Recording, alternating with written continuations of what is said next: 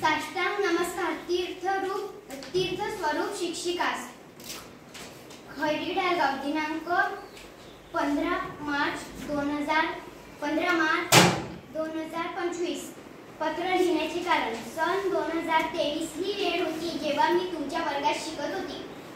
तेव्हा मला वाटायचे जर माझ्या हातातून चूक झाली तर तुम्ही मला शिक्षा द्याल, म्हणून मला तुमची भीती वाटायची। जसजसे दिवस पुढे जात होते तशी तशी माझ्या मनातील भीती निघून गेली।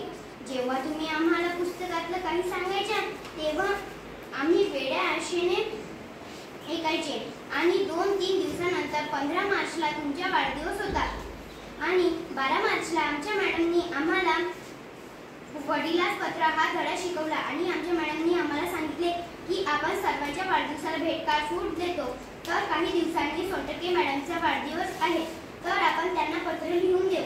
आणि मॅडमच्या सांगण्यावरून आम्ही तुम्हाला पत्र लिहिले। खरंच तुमच्या स्वभावावरून वाटते की तुम्ही माझ्या शिक्षिका नाही तर माझ्या आई आहात। धन्यवाद। तुमची लाडकी विद्यार्थिनी आहे प्रिया मॅडम। नमस्कार।